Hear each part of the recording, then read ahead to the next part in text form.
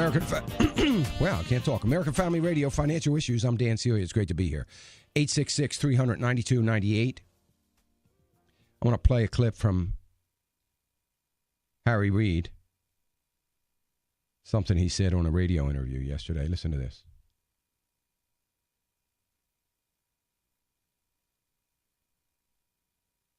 Or maybe not.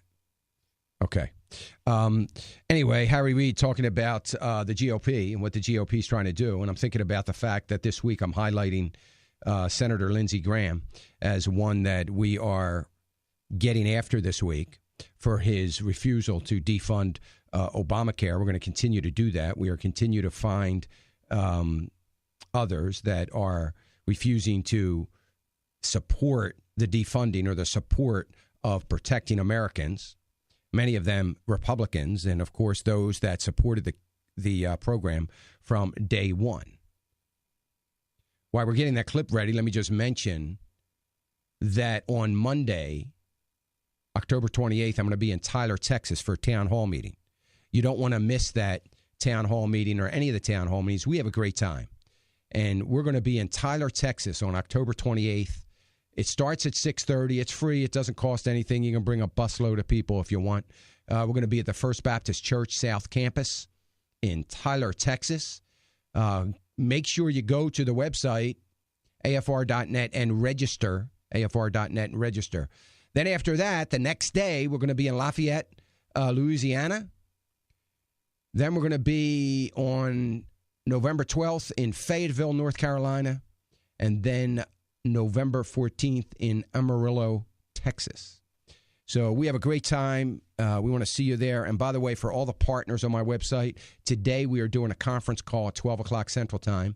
So you might want to check in if you've got some questions. You usually hear some things on a conference call that I try to do once a month. Some things that you probably won't hear over the air and get a chance to ask some questions. So if you want to join the conference call, go to financialissues.org, and you guys that are partners know how to do that. And we're going to do it at 12 o'clock today. So that's an update on where we're going to be doing. So anyway, Harry Reid talking yesterday in a radio interview, he is concerned, of course, about what the GOP is trying to do. And here's what he said. They're doing everything they can to make him fail. And I hope that it's, and I say this seriously, I hope that that's based on substance, not the fact that he's an African American. Oh, brother. That's it, man. You know what I love about that? Let me tell you what I love about it. The race card is always what they use when they are feeling defeated. That gives them that lift back up again.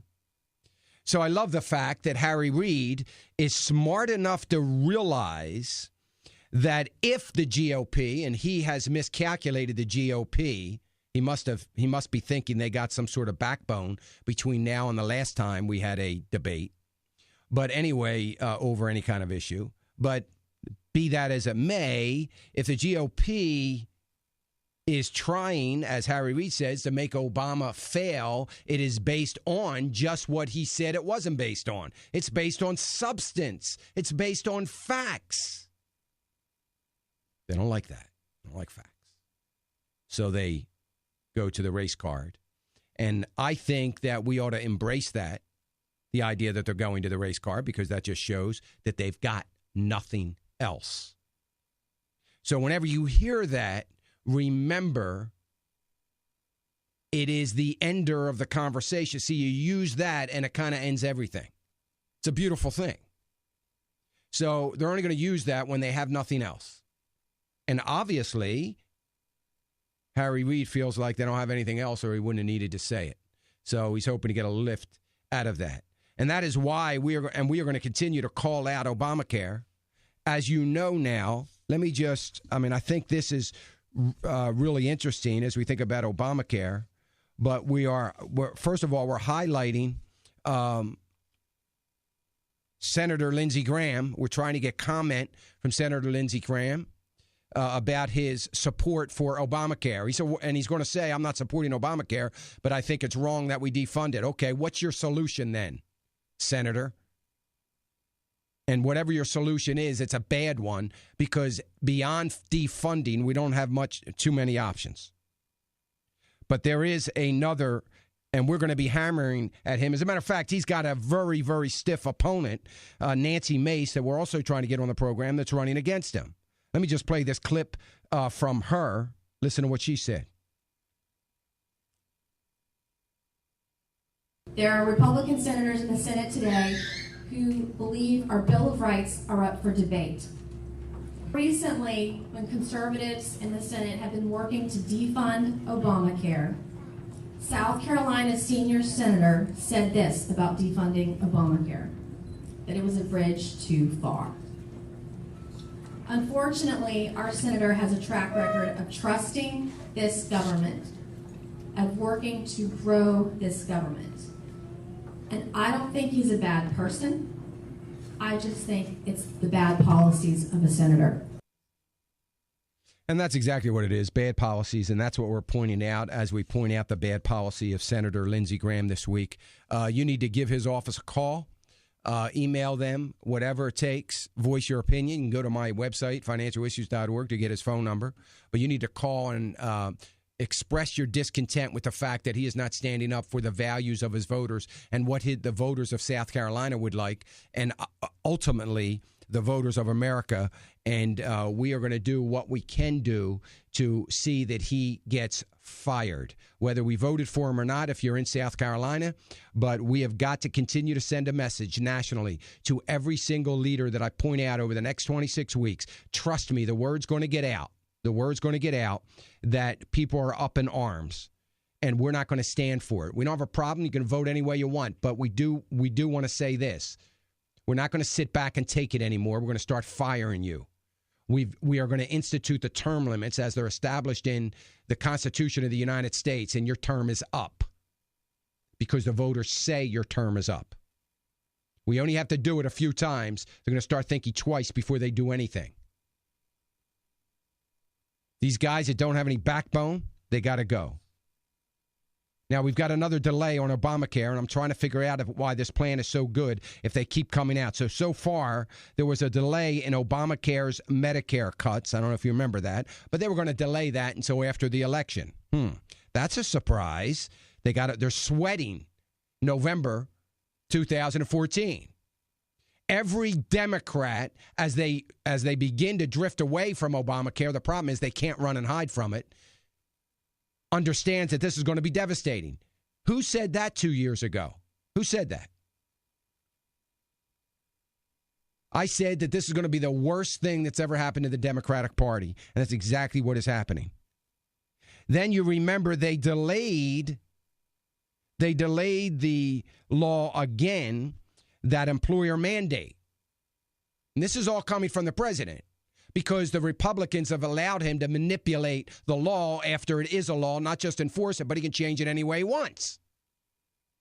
So any law that we pass in Congress is kind of irrelevant, because if we're allowing him, now I'm all for these delays, by the way, but that's not the point. If we're allowing him to arbitrarily do these things, we have changed the Constitution. So at least have the courtesy to put forth an amendment to the Constitution that gives the power and full dictatorship to the President of the United States. At least do that. Put it before the states. Put it before the American people. And let's pass an amendment, Republicans, since you're all about allowing him to get away with it. If that's going to be the new norm for future presidents of the United States, then we ought to at least have an amendment to the Constitution that says it's perfectly okay.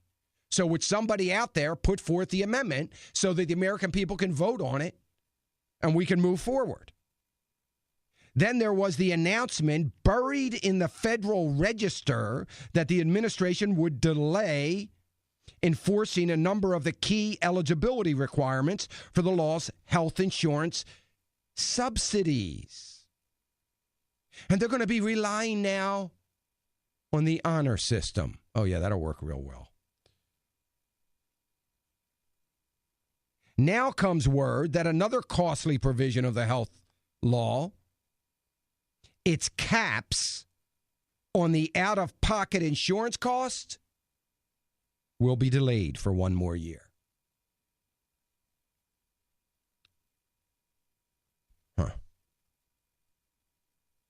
By the administration's own admission, this bill is falling apart right before our eyes because it seems like they don't have their act together and they're realizing they do want to get reelected, and this bill is so bad that it's going to hinder their reelection.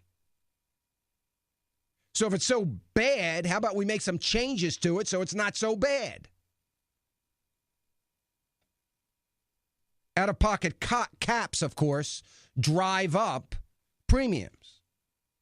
Now, I'm all for that. Listen, I'm all for it. I think what he's doing is great.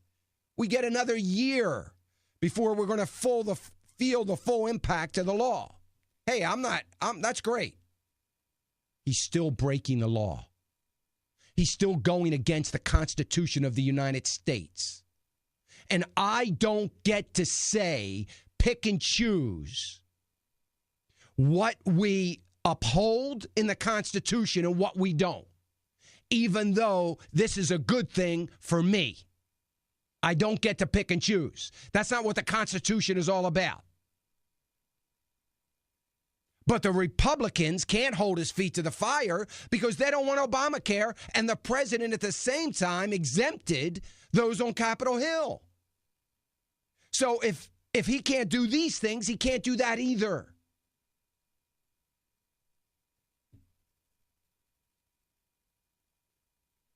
Not only have the Republicans continued to paint themselves in a corner, they just live there in that corner. This is a paint that's never going to dry. They're never going to be able to step out of it.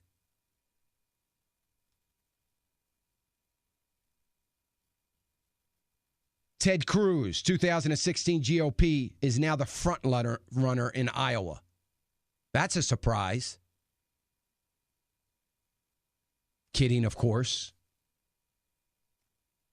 Of course he's a front runner. He's the only one that's got any backbone. Do you understand that's what American people want if you're a Republican listening to this program? We don't need Senator Lindsey Graham's compromising on everything. Mitch McConnell. Who's running against Mitch McConnell in Kentucky? Anybody? I hope there are people in Kentucky right now working to put up a candidate against Mitch McConnell, because he's another one that's got to go. You need to call the offices, Senator Lindsey Graham, light up the boards. Get to his local offices. He's got 4 or 5 of them around the state of South Carolina.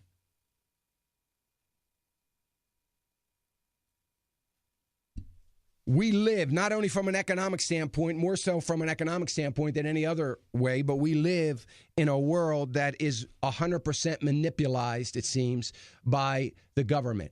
Our economic numbers are manipulation. Our GDP growth, manipulation. The stock market is all manipulation, not by traders and speculators like the politicians are going to blame, but by Ben Bernanke and the Fed that the government endorses.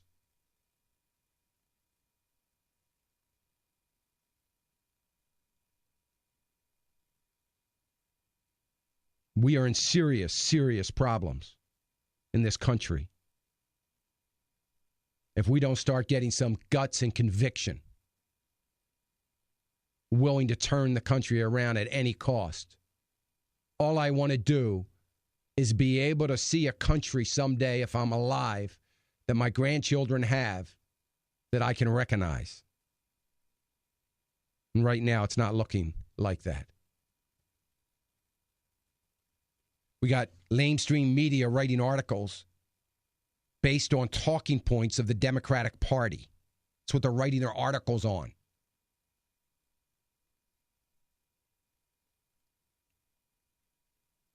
You know how I could be I could write all day long. I could write articles if all I did was write articles on talking points and never have to check out any facts. It would take me about 20 minutes to write an article. Well, that's what they're doing. Because it's all about making sure that the American people hear what the ideology of Washington wants them to hear. It's all that matters. Nothing else does.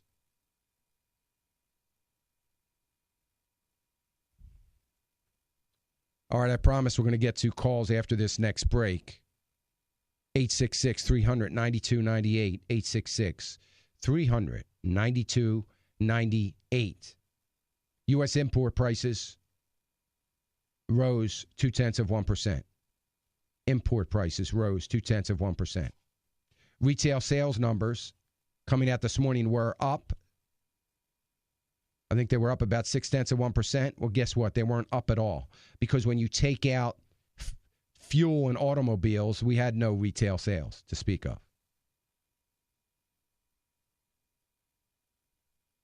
So, wait a minute. I thought we were growing. Well, yeah, we are. We just can't. Nobody's buying anything, but we're growing. Well, how can that be? It can't be. If we're going to have any growth, 71% of the growth is going to be dependent upon you and I buying stuff. We're too busy saving and hoarding because some of us are smart enough to know what is likely coming. It's imminent. We don't know when, but it's coming. And I believe it could be before the end of this president's reign. A bit of good news in the economy. Small business optimism edges up a little bit in July. So that's good news. We'll be right back after this. Financial News. I'm Dan Celia.